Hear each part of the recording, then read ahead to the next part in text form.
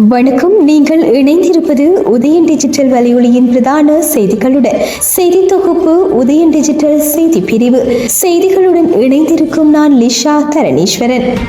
யாழில் திருவள்ளுவர் கலாச்சார மத்திய நிலையத்தின் பெயர் பலகையில் தமிழ் மொழிக்கு 3வது இடம் கொடுக்கப்பட்டிருந்ததை பார்த்துதான் அதிர்ச்சியுற்றதாக கடற்றொழில் அமைச்சர் ராமலிங்கம் சந்திரசேகரன் தெரிவித்துள்ளார் என்று யாழ்ப்பாணம் பலாலை வீதி கந்தர்மட பகுதியில் தேசிய மக்கள் சக்தியின் மக்கள் தொடர்பாடல் காரியாலயத்தை திறந்து வைத்து உரையாற்றும் போதே அவர் இவ்வாறு தெரிவித்தார். இந்திய அரசின் நிதி பங்களிப்புடன் திறந்து வைக்கப்பட்ட யாழ்ப்பாணம் கலாச்சார மையமானது திருவள்ளுவர் கலாச்சார மையம் என பெயர் மாற்றம் செய்யப்பட்டது.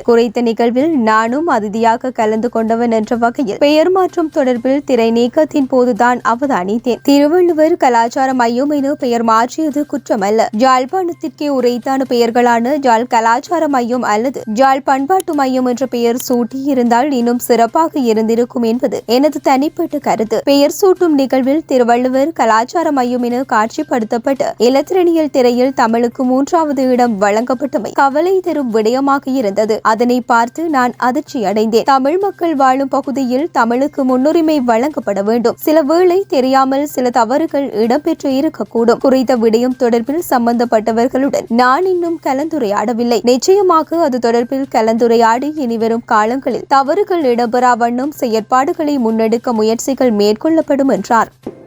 யாழ்ப்பாணம் என்பது அதனுடைய தனித்துவத்தை பாதுகாத்துக் கொள்ள வேண்டும் என்று நாங்கள்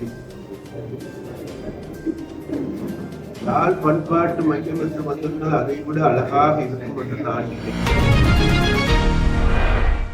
மன்னார் நீதிமன்ற வளாகத்திற்கு முன்பாக இடம்பெற்ற இரட்டை கொலை சம்பவம் தொடர்பில் 4 சந்தேக நபர்கள் கைது செய்யப்பட்டுள்ளனர். பிரதான துப்பாக்கிச்சூடு நடத்தியவரும் அவரை ஏற்றி சென்ற முச்சக்கர வண்டியின் சாரதியும் அவர்களில் அடங்குவதாகவும் ஏனைய 2 சந்தேக நபர்களில் அடம்பன் பகுதியில் கடந்த 2022ஆம் ஆண்டு நடந்த இரட்டை கொலையில் தொடர்புடைய முக்கிய சந்தேக நபரும் அடங்குவதாக தெரிவிக்கப்படுகின்றது. கடந்த 16ஆம் திகதி மன்னார் நீதிமன்ற வளாகத்திற்கு முன்பாக நடந்த துப்பாக்கிச்சூட்டு சம்பவத்தில் பெண்ணொருவர் உட்பட 4 பேர் காயமடைந்ததுடன் அவர்களில் 2 மன்னார் மருத்துவமனையில் சேர்க்கப்பட்ட நிலையில் உயிரிழந்தனர். மன்னார் உயிலங்குளம் பகுதியில் நடந்த 2 கொலைகள் தொடர்பான வழக்கில் முன்னிலையாவதற்காக மன்னார் நீதிமன்றத்திற்கு வந்திருந்த ஒரு குழுவினரே துப்பாக்கிச் சூட்டில் உயிரிழந்தவர்களாவார். மோட்டார் சைக்கிளில் பிரவேசித்த 2 இந்த துப்பாக்கிச் சூட்டை நடாத்திவிட்டு தப்பி சென்றனர். உயிலங்குளம் பகுதியில் 2 குழுக்களுக்கு இடையே நீண்ட காலமாக மோதல் இருந்து வருவதாகவும் 2022ஆம் ஆண்டில் 2 கொலைகளும் 2023ஆம் ஆண்டில் 2 கொலைகளும் பதிவாகியுள்ளதாகவும் தெரிவிக்கப்படுகின்றது. 2022ஆம் ஆண்டு ஜூன் மாதம் 10ஆம் திகதி உயிலங்குளம் பகுதியில் திருக்கல் போட்டியொன்று இடம்பெற்றுள்ளதுடன் அங்கு நடந்த ஒரு சம்பவத்தை அடிப்படையாக கொண்டு 2 சகோதரர்கள் சுட்டுக் கொல்லப்பட்டனர். அந்த சம்பவம் தொடர்பான விசாரணை மன்னார் நீதிமன்றத்தில் 16ஆம் திகதி நடைபெறவிருந்த நிலையிலேயே இந்த இரட்டை கொலை இடம்பெற்றமை குறிப்பிடத்தக்கது. காலநிலை காரணமாக ஏற்பட்ட இயற்கை அனர்த்தங்களினால் நாட்டின் 11 மாவட்டங்களில் 5738 குடும்பங்களை சேர்ந்து மொத்தம் 16,930 பேர் பாதிக்கப்பட்டுள்ளதாக அனர்த்த முகாமைத்துவ மத்திய நிலையம் தெரிவித்துள்ளது. இதனால் ஒருவர் உயிரிழந்ததுடன் 3 காயமடைந்துள்ளதாக அனர்த்த முகாமைத்துவ மத்திய நிலையம் இன்று காலை வெளியிட்ட அறிக்கையில் சுட்டிக்காட்டியுள்ளது. 71 குடும்பங்களை சேர்ந்து 239 பேர் பாதுகாப்பான இடங்களுக்கு மாற்றப்பட்டுள்ளதுடன் மொத்தம் 98 வீடுகள் பகுதியில் சேதமடைந்துள்ளதுடன் ஒரு வீடு முற்றாக சேதமடைந்துள்ளது. இதேவேளை வடக்கு கிழக்கு வடமத்திய ஊவா மற்றும் மத்திய மாகாணங்களிலும் அம்பாந்தோட்டை மாவட்டத்திலும் இன்று இடியுடன் கூடிய மழை பெய்யக்கூடிய சாத்தியம் காணப்படுவதாக வளிமண்டலவியல் திணைக்களம் எதிர்ப்பு கூறியுள்ளது. விவசாயிகள் திருப்தி அடையும் வகையில் நெல்லுக்கான உத்தரவாத விலை நிர்ணயிக்கப்படும். விவசாயிகளிடம் இருந்து கொள்வனவு செய்யும் 1 கிலோகிராம் நெல்லுக்கு உத்தரவாத விலைக்கு மேலதிகமாக 2 ரூபாய் வழங்கப்படும் என விவசாயத்துறை மற்றும் கால்நடை அபிவிருத்தி பிரதி அமைச்சர் நாமல் கருணாரத்ன தெரிவித்துள்ளார். எம்பிலிப்பிட்டியவில் உள்ள அரசுக்கு சொந்தமான நெற்களஞ்சிய சாலை புனரமைப்பு பணிகளை நேற்று பார்வையிட்டதன் பின்னர் ஊடகங்களுக்கு கருத்து தெரிவிக்கையில் மேற்கண்டவாறு குறிப்பிட்டார். தொடர்ந்தும் கருத்து தெரிவித்த அவர் நெல்லுக்கு நியாயமான வகையில் சந்தையில் உத்தரவாத விலை நிர்ணயிக்கப்பட வேண்டும், அரிசி மாபியாக்கள் ஒழிக்கப்பட வேண்டும் என்பதை தேர்தல் காலத்தில் குறிப்பிட்டோம். இப்போதும் அதே நிலைப்பாட்டில் தான் உள்ளோம். அரிசி தட்டுப்பாடு பற்றி பேசுபவர்கள், அரசாங்கத்தை குறை கூறுபவர்கள் உண்மையை தெரிந்து கொள்ள வேண்டும். 2023 மற்றும் 2024 ஆண்டு காலப்பகுதியில் விவசாயிகளிடம் இருந்து அரசாங்கம் 1000 மெட்ரிக் டன்னுக்கும் குறைவான அளவில் தான் நெல்லை கொள்வனவு செய்துள்ளது. பெரும் அளவிலான தொகையை பிரதான அரிசி உற்பத்தியாளர்களே கொள்வனவு செய்துள்ளனர். சந்தையில் அரிசி தட்டுப்பாடு தற்போது தீவிரமடைந்துள்ளதற்கு இதுவும் ஒரு பிரதான காரணியாகும். மறுபுறம் அரசுக்கு சொந்தமான நெற்களஞ்சிய சாலைகள் முறையாக பயன்படுத்தப்படவில்லை. கடந்த அரசாங்கங்கள் இதற்கு பொறுப்பு கூற வேண்டும். அரிசி தட்டுப்பாட்டுக்கு தீர்வு காண்பதற்கு அரசாங்கம் அரிசி இறக்குமதி செய்வதையே பிரதான தீர்வாக கொண்டிருந்தது. அடிப்படை பிரச்சனைகளுக்கு தீர்வு காணவில்லை. இதற்கமைய பாலடைந்துள்ள அரசு நெற்களஞ்சிய சாலை புனரமைப்பதற்கு உரிய நடவடிக்கைகள் எடுக்கப்பட்டுள்ளன. இம்முறை பெருமளவிலான நெல் விவசாயிகளிடம் இருந்து கொள்வனவு செய்யப்படும். நெல்லுக்கான உத்தரவாத விலையை 150 ரூபாவாக நிர்ணயிக்குமாறு விவசாயிகள் கோரிக்கை விடுத்துள்ளனர். விவசாயிகள் திருப்தி அடையும் வகையில் நெல்லுக்கான உத்தரவாத விலை தீர்மானிக்கப்படும். இதற்கமைய நெற்களஞ்சிய சாலை திணைக்களத்துக்கு நெல்லை விற்பனை செய்யுமாறு விவசாயிகளிடம் வலியுறுத்துகிறோம் என்றார்.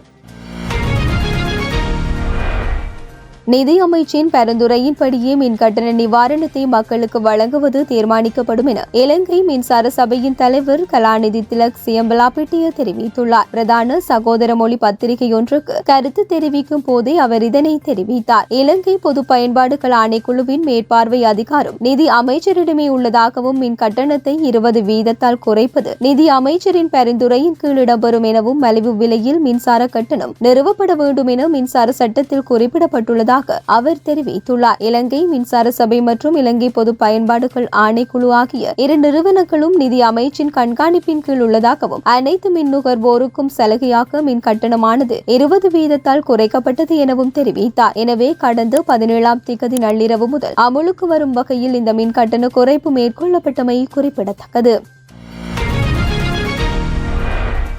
எதிர்வரும் பெரும் போக்கத்திற்காக அரிசி இருப்புகளை பராமரிக்க அரசாங்கம் திட்டமிட்டுள்ளதால் மீண்டும் அரிசி தட்டுப்பாடு ஏற்படாது என்று ஜனாதிபதி அனுருகுமார திசநாயக்க தெரிவித்துள்ளார். நேற்று மாலை ஹொரணை பகுதியில் நடைபெற்ற மக்கள் சந்திப்பில் கலந்து கொண்டு உரையாற்றிய போதே ஜனாதிபதி இதனை குறிப்பிட்டுள்ளார். எதிர்வரும் வரவு செலவு திட்டத்தில் அரசு ஊழியர்கள், பல்கலைக்கழக மாணவர்கள், மாற்றுத்திறனாளிகள் உள்ளிட்ட பல தரப்பினருக்கு நிவாரணம் வழங்க திட்டமிட்டுள்ளதாகவும் அரசாங்கம் எவ்வளவு காலம் செயற்படும் 5 வருடங்களுக்கு அப்படியானால் நாம் செல்ல வேண்டிய தூரம் அதிகம். பொதுவாக நம் நாட்டில் அரசியலில் தோற்ற பிறகு அந்த குழுக்கள் கொஞ்சம் கூச்சலிடுவார்கள். ஆனால் அது கொஞ்ச காலத்திற்கு தான். இப்போதும் கூட அரசாங்கம் நிலையாக இருப்பதற்கு முன்பு அதை சீர்குலைக்க முடியுமா என்று கூச்சலிடுகிறார்கள். நாங்கள் அவர்களுக்கு கூற விரும்புகின்றோம், கனவு காண அனைவருக்கும் உரிமை உண்டு. ஆனால் அது கனவாகவே இருக்கும். அரிசி பிரச்சனை உள்ளது, ஏற்றுக்கொள்கின்றோம். தட்டுப்பாடு ஏற்பட்டது, தரவுகளின்மையே அதற்கு காரணம். நாட்டில் எவ்வளவு அரிசி உற்பத்தி செய்யப்படுகின்றது, எவ்வளவு நுகரப்படுகின்றது,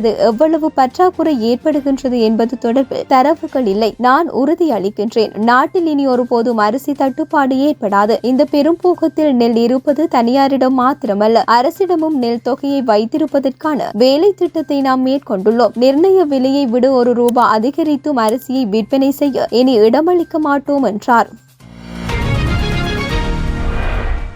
கடந்த ஆட்சியாளர்கள் தங்களின் தோல்வியின் விளிம்பில் எடுக்கும் ஆயுதம் இனவாதம். ஆனால் எமது அரசாங்கத்தில் எந்த ஒரு கட்டத்திலும் நாம் அதனை முன்னெடுக்க போவதில்லை. எமக்கு எந்தவித பாதிப்புகள் வந்தாலும் நாம் ஒரு காலமும் இனவாதத்தை கையில் எடுக்க போவதில்லை என்ற உத்தரவாதத்தை நான் உங்களுக்கு தருகின்றேன். தற்போது நாட்டில் ஏற்பட்டுள்ள மாற்றத்தில் அரசியல் நெருக்கடி மாற்றப்பட்டுள்ளது. இருப்பினும் பொருளாதார நெருக்கடி, சமூக நெருக்கடிகள் காணப்படுகின்றன. இவற்றை நாம் வேகமாக மாற்றி அமைக்க வேண்டிய தேவையுள்ளது. நாம் நாட்டை மீள கட்டியெழுப்ப வேண்டிய தேவையுள்ளது.